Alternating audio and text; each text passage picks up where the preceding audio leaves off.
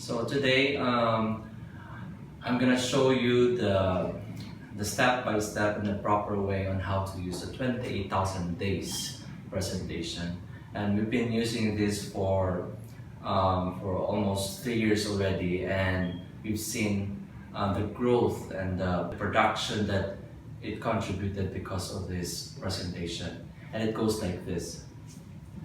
So, first of all, you need to, the spiel is, would you agree, Mr. Prospect, that our life is only 28,000 days on average? 28,000 days. In years, that's 76.71. Round off to 80 years. Okay? And so life is divided by 4 stages. First stage, 0 to 20. Second stage, 20 to 40. And 40 to 60. And by the way, I'm using the Sanjay Tolani's presentation. Ako lang ihatag ng credit sa iya kay iya magaling idea. But then, let's move on. 60 to 80. So that's the 4 stages of life. So let's review. First stage is 0 to 20. Kung sa mga itong ginabuhat diri permi before, asa man na spend ang atong time. Of course, study. Right? And then, play around, fool around. Next, 20 to 40. Asa man napunta atong life? Asa man napunta ato ang most of the time, asa man ta mo spend time? So, usually, kaninga time, work na ta. Sometimes, dili ato ang first job. Most of the time, dili ang first business. Okay? And, of course, we are starting to build our own family. No? And then, dali na punta na minyo. And then, with kids. Right? So, dali na punta kaning kapalit o car and house and lot. Diba? So, dali na nag-start of build of wealth. How about the third stage? Our third stage is, of course, work lang gihapon. No? And then maybe this time, nanatay second car, nanatay second house, okay, second business. But most of the time, kaninga stage, education musulod. Dili na ang education mo musulod, especially for college years sa mga bata. So, if I may ask, if your client has a kid, 5-year-old kid, so by this time, so if you are, say, you are 30, okay, and then imo anak na kay 5-year-old kid, so how many years before siya mag-college? So that's after 13 years from now on. So, 30, 40, 13 years, so 43. Mag-43 ka, mag-college, balik ka aning first stage because mag-college na ka. Correct? How about on the last stage? The last stage is, this is your retirement. Dari na ka, na-retire na ka dari. And supposed to be fun and enjoy the day, but most of the time, daghang nag-suffer diri mga retirees. In fact, there's a study that shows out of 100 25-year-old people, when they retire at age 60 or 65, 54% are dependent. Okay? Dependent on other people, like dependent sa silang anak, dependent sa silang igsuon, dependent sa ilang relatives and siblings, looy tawon. Okay? 36% are what? Dead. Transferred to another address. Of course, the 6% are still working because kinahanglan sa mo survive. And then the 3% are independent or comfortable. And the 1%, only 1% is they call rich. Okay? Like the plaza, like business owners that go on businesses, 1% na meaning, usually, kanira gid ang komportable na kinabuhi, 10 to 20%. So for most of us, broke na siya. Okay? Broke. And they found out, reason when broke sila is this. It's the lack, okay, lack of planning and discipline when it comes to money. Wala rin plano-plano. They thought that kanisha, which is half sa atong life, we're given productive years to be productive, but then, wala tayong plano. And wala tayong discipline. For example, kanina mga OFW, seaman, wala yung mga plano-plano. Mao na nga, pag-abot of retirement, nakalisod. And we've seen a lot of stories. Not because they didn't have a good education or a good business or career, but because of lack of planning and discipline when it comes to money management or time management. Okay?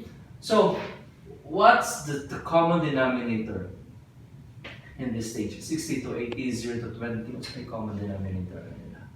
0 to no income. Okay? Or low to no income at all. That's the problem. Okay? So, and yet, again, you're only given half of our life to be productive, and yet we're going to spend whole life as long as we live. Correct?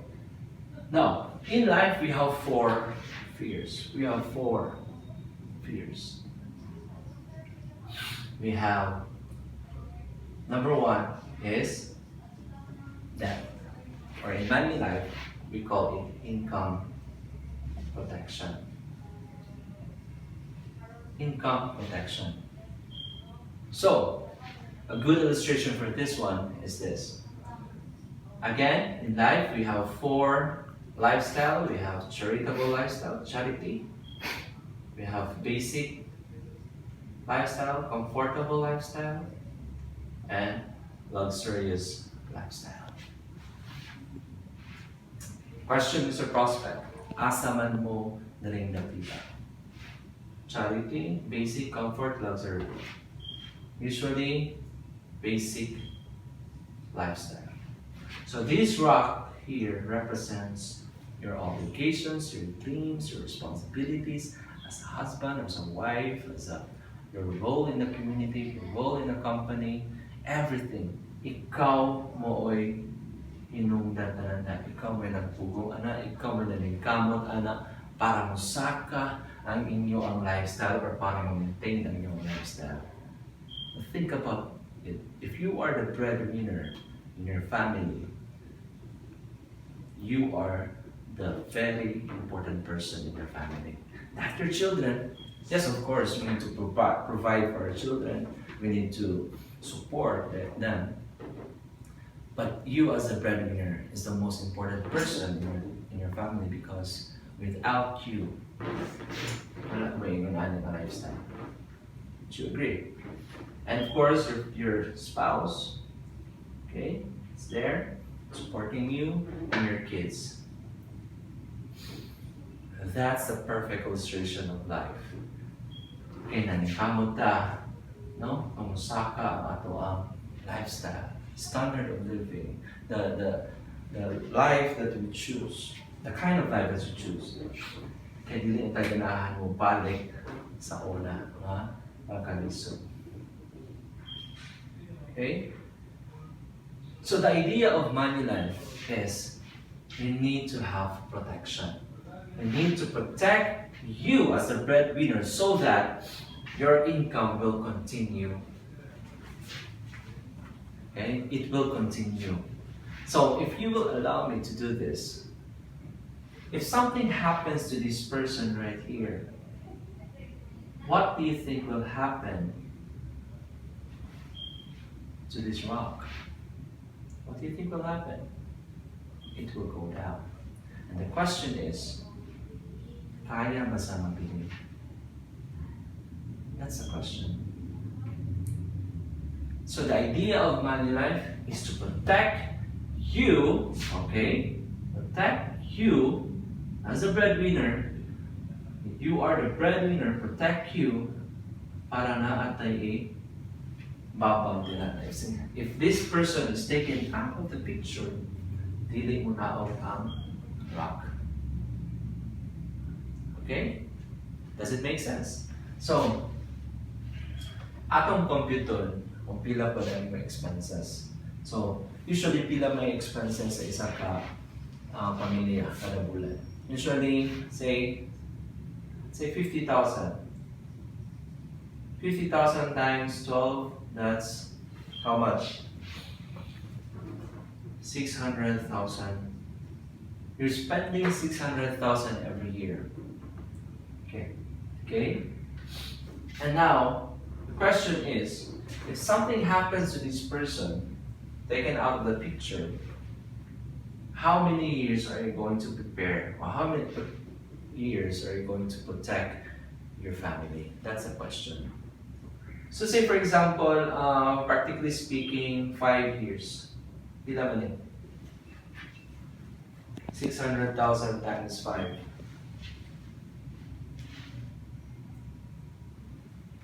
Pila yun siya? 24. 3 million? 24, oh, 3 million. 3 million. So, this is my question again. If you are taken out of the picture, do you have 3 million in your bank account readily available so that your family will continue living the 50,000 per month income in the next 5 years? Do you have 5 million? 3 million? Okay. So regardless kung naa o wala mo 3 million, the good news about money life is that we can create 3 million right away. And with a minimal amount of money. Gasto para sa mga bata. You don't have to use your own money. Gasto para sa mga bata. You don't have to out of pocket kung mga medical expenses. You don't have to use that because we can create 3 million right away. Okay. Number 1 is debt or income protection. Number 2 is health or critical illness insurance. So, if the person is diagnosed with a critical illness, igor ba ang 2 million or 1 million, 500,000? Say for example, if may go coronavirus ang isang kapasyente karon, ila kay magasto niya. No? So let's just say 1 million to 2 million. Critical illness like stroke, heart disease, cancer, renal failure, that's critical. And as they say, mahal ang magkasakit. And we've seen a lot of families na nahagba ang negosyo, nahagba ang pamilya, just because of not deciding to get health insurance ng daon.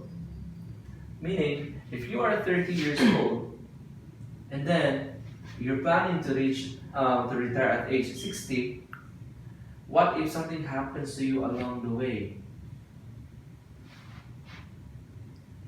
Naigo critical illness. So what's your protection? What's your income protection for you to sustain again? To survive? That's a question. Number 3. education.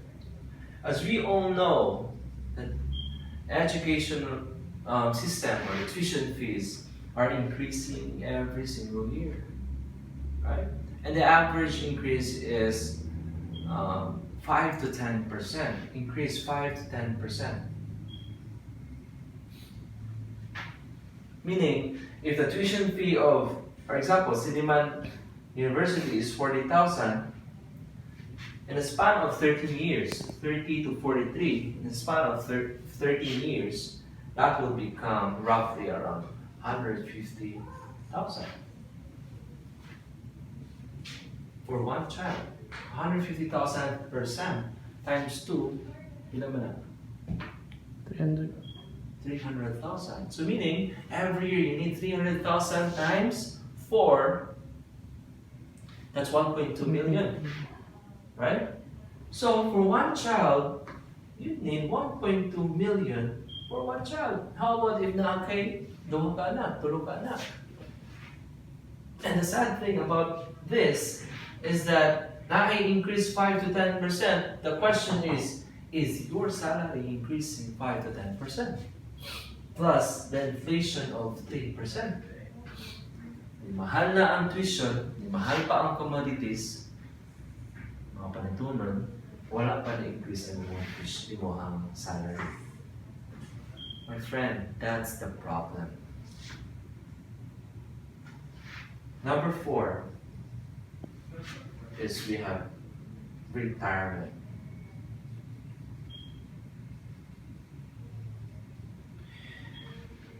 We all know that the study shows that out of 100 25-year-old, kamayalagan ang masinso. But let's take a look at kung unsa gid ka bugat ni dili ta mo prepare sa retirement. Let's compute. Okay. So, let's compute per meal. So when you're planning to retire at age 60, and then so 60 to 80, let's just say no, maabot ng 80, okay, 60 to 80, that's 20 years. So, how many days in a year? That's 365 times 2, that's 730 times 20 years. That's 14,600. Sakto, no? So 40,600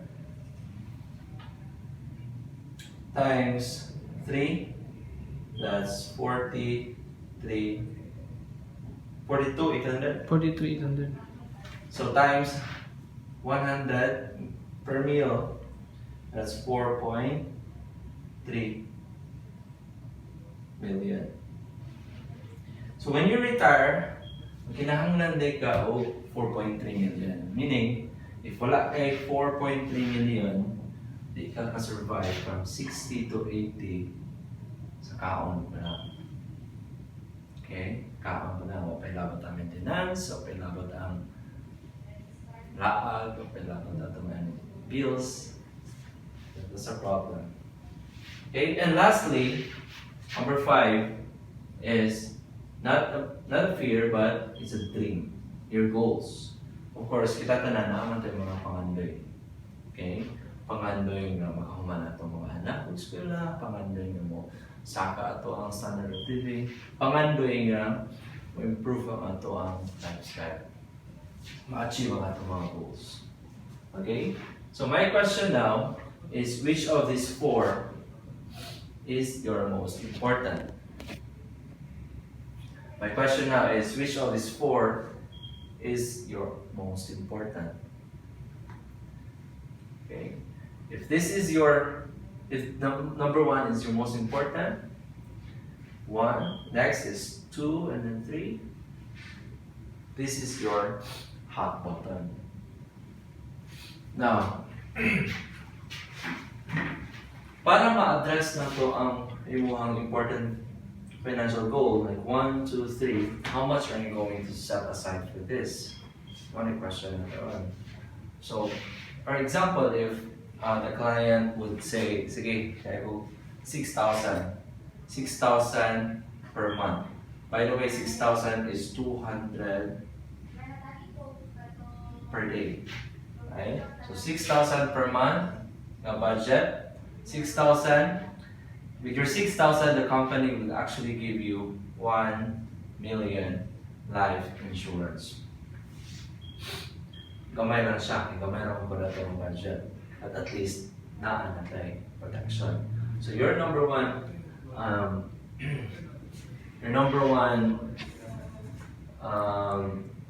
need, financial need, is already addressed now with 1 million life insurance. This is a life insurance. Okay? What else? 1 million for accidental death benefit. So a total of 2 million. So asa man ka makakita og investment karon nga pagbutang sa mo 6,000, naa kay 2 million niya property. Cash. Readily available. If naay mahitabo, automatically masulod sa inyong account for your family. Nakasave ka actually of time and money. Nakasave ka of time because you don't need a lot of time to save for 1 million. Just put your 6,000 right away and you already have 1 million policy. Money. Dili ka kinahanglan dako og kwarta para maka-create ka og 1 million.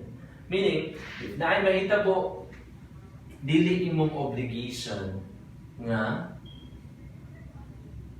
buot og 1 million para sa imong anak, para sa imong pamilya. Kung dili, ang money life mo hatag og 1 million policy. See? I think it's a wise thing to do. Kung mo invest mo ka og something, dapat nga take advantage with that. What else? Another 500,000 for ECI, enhanced critical illness. Lump sum of 500,000 should something happens to you. Meaning, na-address na to ang number 1, ang number 2, muna po mo address sa 500,000. Because if your budget of 6,000 only, more again maabot sa tohang 500,000 lang yung ECI. But at least, correct?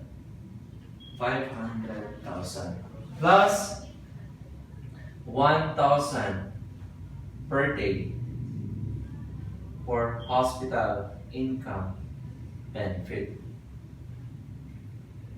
If the cause of confinement is due to dread disease, another 1,000 per day.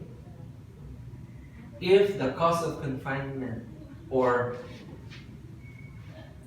napunta siya sa ICU, another 1,000 per day in the ICU. Meaning, if the confined sa ICU, total of 3,000 ang tawaton. For only 6,000, you already have guaranteed benefits for your family. This is for your family and for your health. Of course, last one, at 65. By the way, this is a 10 years to pay. If you're 30 to 40, that's it. You're done investing, and then you're covered up to 100. But at the age of 65, okay, you'll be expecting around 3 million account value.